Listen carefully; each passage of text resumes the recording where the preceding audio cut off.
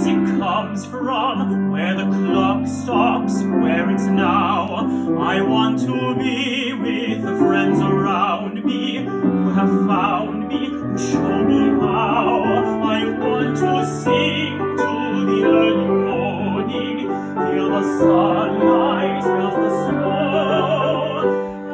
Hi, I'm David Portillo, and I am a tenor, and I'm very excited to sing a recital with Vocal Arts DC. Hi everyone, I'm Craig Terry. I'm a pianist, and I could not be more excited to make music with the wonderful David Portillo. I want to wake to the living spirit here inside me where it lies. This song kind of starts off the different finding your identity songs is the way I call them. Lee Hoiby wrote this poem by himself. It's strophic. It's somewhat simple. The song is also very jaunty and fun, but it's very, very deep in talking about exactly what he actually wants. And the first one, he wants to feel, he wants to grow, and then he wants to love. And finding out what you want in life is sometimes really difficult. But I do feel like all of those three things he was able to put in this song so prettily. Far from cities, far from fear, I want to talk to the living garden, to the devas, to the deer.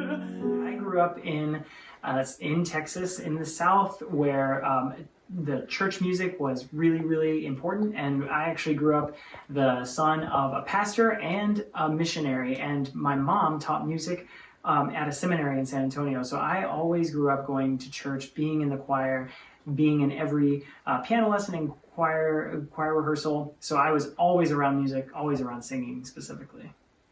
My dad's family are all bluegrass pickers and players, and so I started playing by ear. There's actually video of me playing when I was 3. I mean, easy, 1, 4, 5, 1 bluegrass tunes, but I can't remember ever not playing the piano, which is strange as a person.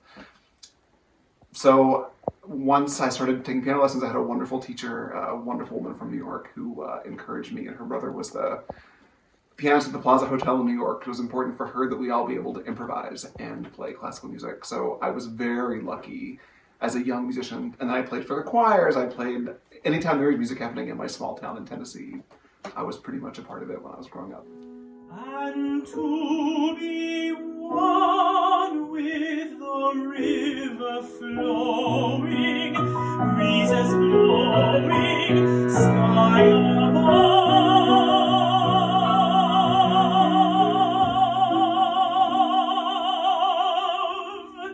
Tennessee Tech University for undergraduate school, which was wonderful for me because it was a place where I got to be on stage multiple times every week, every year that I was there. So it kind of demystified what performing was. And then I went to the Manhattan School of Music where I studied with Warren Jones, who's played on this series many, many, many times, who is a dear, dear friend of mine and a wonderful mentor, all things. After that, I did the Lindemann program with Metropolitan Opera. And again, just wonderful to be around incredible singers, incredible singing, incredible music making. And I was fortunate to get a job in Chicago right away in 2005, where I've been for the last 16 years. My schooling started at the University of Texas at San Antonio. I was an education major, so I ended up doing all the student teaching. And I decided my semester of student teaching that I thought teachers were very patient, and I wasn't very patient at that moment. And I wanted to go sing opera because it was a small school. I got to sing all of the opera roles. I got to sing solos, and I wanted to continue that. So I went up to University of North Texas. And really, I think most of my opera training happened after school, however. It's all of the young artist programs that I was a part of. I did Chautauqua Opera. I was at the Florida Grand Opera for a year, and then I went to the Chicago Lyric Opera's Ryan Opera Center for 3 years. Hooray! And that was like the best, it was the best place to learn everything. All the things that we had to do as freelance artist, as well as becoming your own artist and becoming a part of a team also. And I want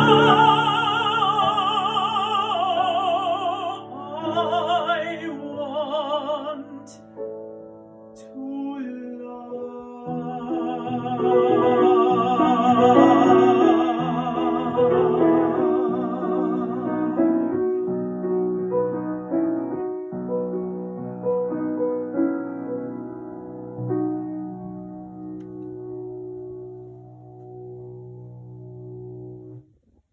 I am super grateful for being a performer who's able to be out. And it only really comes from the performers, the composers, the producers, the audience members, the people all on stage who also live their lives generously and also live their lives out. And there were so many people who also weren't able to come out that I'm also really grateful for as well. And I think being an artist who can be out right now is extremely, it's important that we now incorporate that in our own performance. And this is kind of, this recital is what that means to me, is being able to show the audience who I am and show them what I love, and hopefully bring that, bring the audience to what I love, and we can share and communicate with that. I'm super grateful for the opportunity to tell stories of queer composers and poets at a time in which we can feel free to do so without any fear of retribution or censorship or anything like that. I have yet to get through the first part of this program without tears coming to my eyes as I read the words of these people and play the music of these people, some of whom were out in a certain way that you can read if you read, their letters and you read other people's letters to them. Some of whom were secretive about their lives for their whole career, for their whole life. We found out only after they had passed some of the things about them. And the arts thrive when they're passed down from generation to generation. And it's been happening for centuries and centuries that conductors and singers and teachers, scientists, this is what we do, is that we pass on who we are to other people. And this opportunity is a really, really big one for me. I came out very late. I was 31. And to be, now more than a decade later, able to do this in a way that's authentic and free is a pretty amazing catharsis. And to share it with someone with a similar story is incredible. It's a new experience for me, I have to say, in this particular way, to put it out there loud and proud.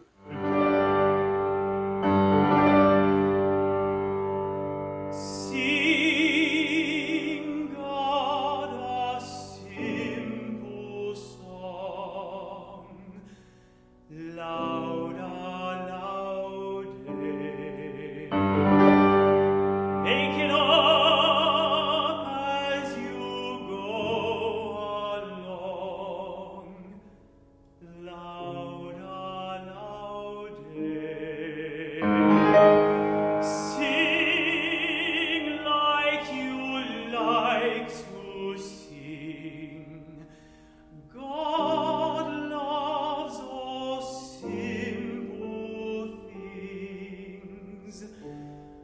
For God is the simplest of all. We have had a long time working together, but as recitalists, I think we've done the most of our work in the pandemic. Yes, Actually, 100%. we've done a few recitals in the last 2 years, and then Craig has a wonderful program at the Lyric Opera called Beyond the Aria that is a great mixture of opera arias and then also song, also musical theater, popular music. And it's actually, I had a really great time a couple of years ago when I was there during the Domineo, singing with some great colleagues, and wonderful experience then. That was a fantastic time. I've always been a huge fan of David's, and I remember the first time we ever collaborated, I think, was this event called Fantasy of the Opera at Lyric Opera Chicago, which was this cabaret show that happened as the big donor event of the year. And I remember he sang Being Alive, and it was this magical thing. The audience went crazy. It was this whole incredible thing. And I thought, that's it. Whatever it is, David Portillo has it. For God is the simplest of all.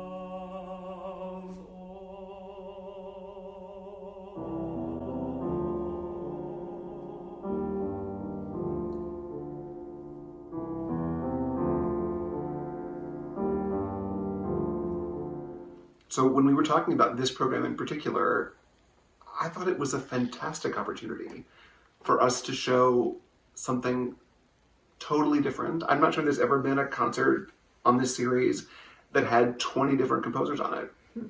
I bet it's never happened.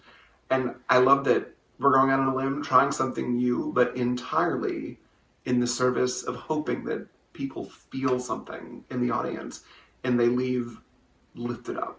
I will sing the Lord a new song, to praise him, to bless the Lord.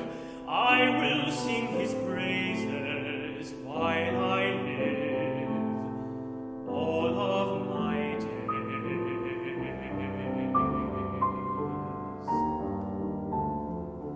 Well, we were talking about it, and we have certain gems that we really liked. And I think for the first half, I definitely really wanted to have, I wanted to highlight queer composers and texts that went through different things of the queer experience. And obviously there's tons out there. And we started first with kind of a leaning toward maybe just sacred music composed by queer composers. And then it morphed into all of the things. So we have some love songs, and then we have some songs about identity and about some of your purpose.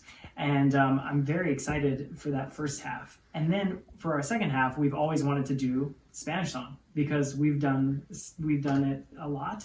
And I'm very super excited about this group of 10 different composers.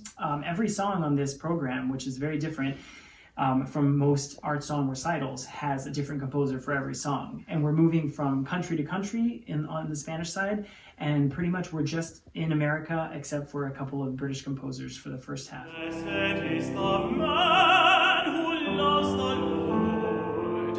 Blessed is the man who praises him. Louder, louder, louder, and walks in his ways. Every time the words come across the page, you've lived more life between the time that you've seen it the last time. So thinking in my own life about what has happened even in the past 5 days, people that are ill, people that are gone, people that are new, things in the world that are happening, as the words of these brilliant poets come across the page, it makes my imagination find new and different things each time. And that's the beauty of art. Every time you see a painting, every time you go to the theater, every time you hear a song or an opera, we have more things to be nostalgic about. And I think that's our job as artists, is trying to not trying to recreate the magic of the last time, but trying to make the magic fresh this time. Yeah, I think that's the most fun part. In the moment, sometimes we are so concentrating on all the very specific things musically, with the language, and then when we're actually in the moment and feeling the synergy between the musicians, feeling the poetry come to a new life, it's actually more fulfilling than it was the time before. So then there's more growth even. And of course, I'm always thinking about my voice, and then in the performance, it's kind of the time to say, that note came out and now it's gone. And I think that whole now it's gone feeling is so relieving sometimes. And by the end of recitals, I think that relief sometimes is also that joy and that energy that the audience can feel too. 100%. Yeah. I'm always reminded of a quote that was told to me by a wonderful soprano who's sung here in this series many times, Christine Brewer, who was one of my very first regular collaborations in the field. And she said that in the early days when she was working with Robert Shaw, before every performance, he would take the soloist aside and say, just remember tonight, for some people in the audience, it's their first time to hear this piece. And for some people, it's the last time. And your job is to serve and excite both people. I will lift up my eyes to the hills from whence comes my help. I will lift up my voice to the Lord, singing